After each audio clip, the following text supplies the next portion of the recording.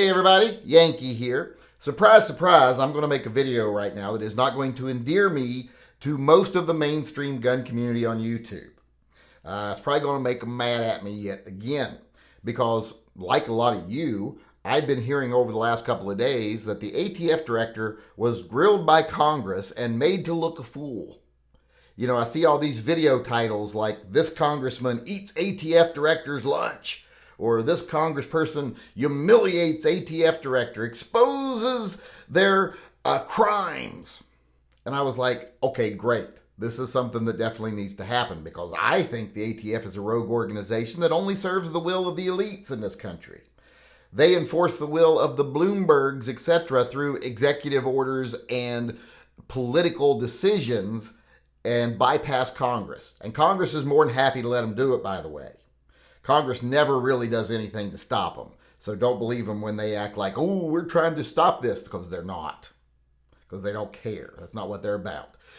So I decided, well, I'm going to start reading these transcripts. I'm going to start watching these videos and see which Congress people actually stepped up. Because, you know, all these headlines, eats his lunch, humiliates him, exposes their crimes. None of that actually happened. None of it. What you really did see if you tuned in there is you saw a ATF director who didn't seem particularly bright or competent, and you saw a bunch of Congress people that were clearly trying to get their time on CNN or Fox News. They were trying to have their Hollywood moment. You saw a bunch of Congress people either screeching or yelling or trying to act smug and never actually even allowing him to answer a question. He never even got to answer a question, never had to really, because he could just take a second and then they would start talking over him again. Repeating their lines, their catchphrases, their little skits that they had planned already. And let him completely off the hook. I didn't see anything in that hearing that would have convinced someone on one side or the other to look the other way a little bit, to maybe agree with the other side some. None of that. It was pathetic. This one congressperson who sounds like Zsa Zsa Gabor or something, they were like, "She really took it to him." I was like, no, she didn't. She just kept screaming over him. And she kept screaming this line of like, 500 pages, 500 pages.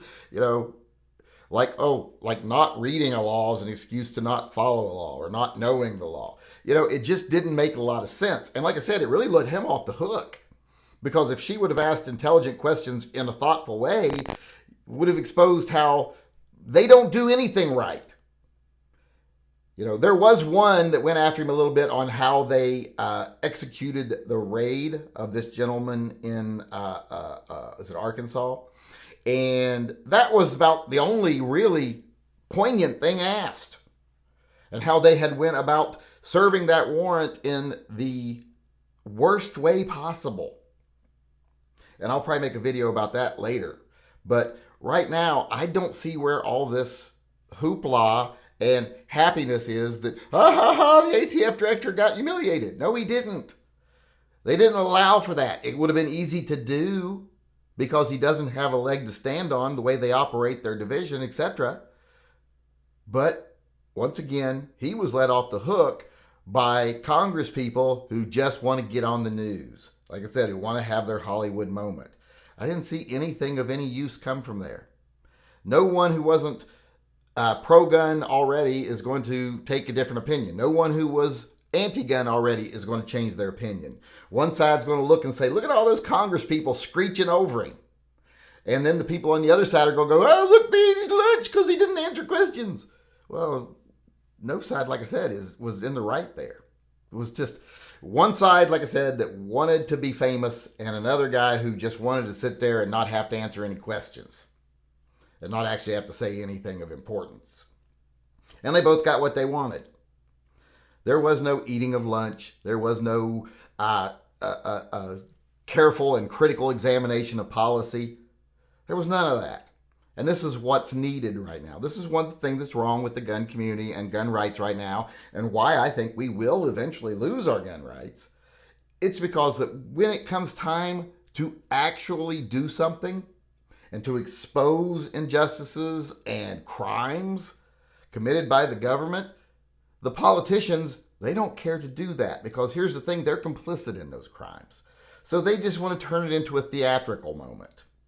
So people will still vote for them, but they don't actually have to do anything. And the people who still vote for them look and go, look what they did.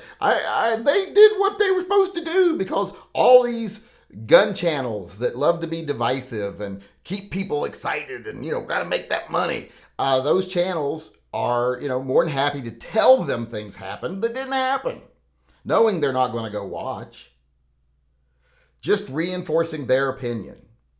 And that's sad, because this was a real opportunity to actually, like I said, expose the crimes of the ATF and expose what a rogue organization it is.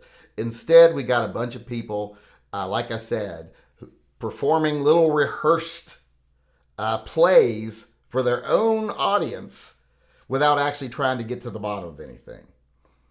Things that they knew was not going to do anything. There would be nothing on the record of any substance from that hearing, because, like I said, it would just read like a playbill of little mini performances and very little coming back from him. So it was a waste of time, and it didn't accomplish anything.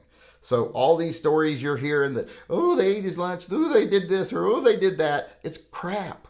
It's political theater. And these gun channels and other channels that are promoting it, saying that, oh yeah, look what they did, oh, they were so good. Why are they saying that? That's because they're catering to the people that these politicians are catering to.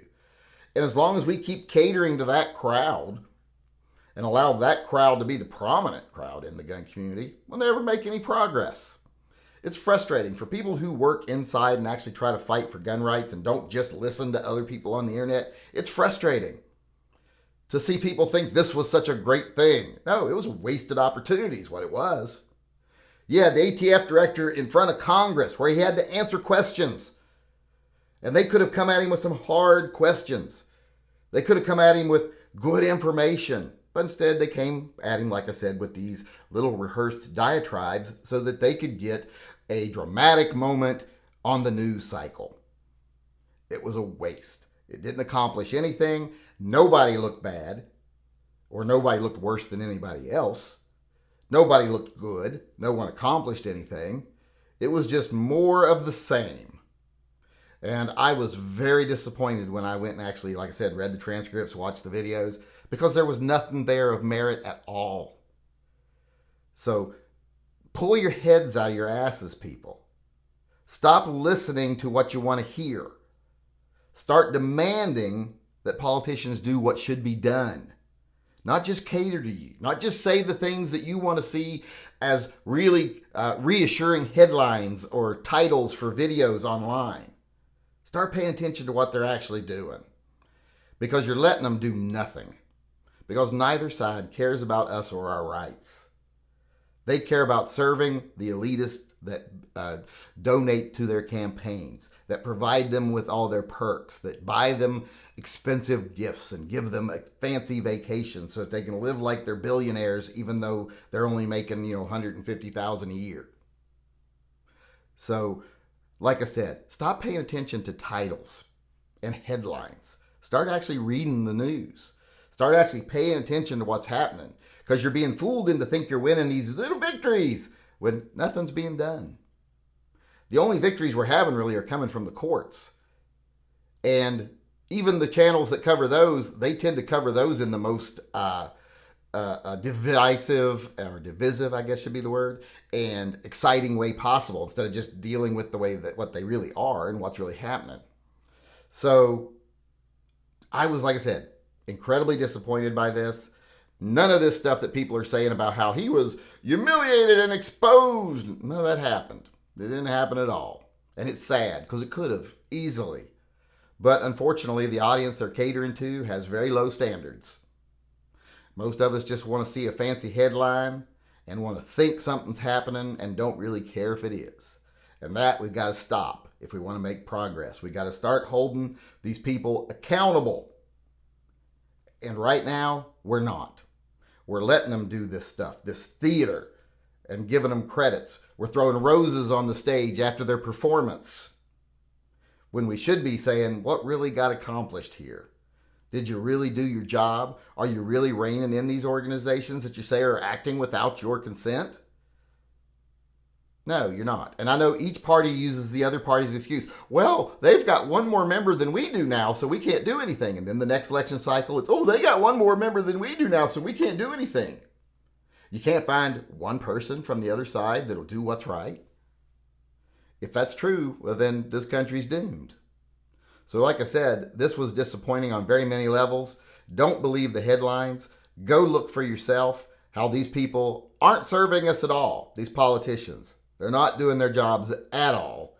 And these mouthpieces on the internet that want to suck their dick every time they do anything, you know, that walk around with their nose up their ass, people who they think will get them views, well, they're doing you a disservice too. So maybe you should start asking those channels why they do this. Why don't they tell you the truth?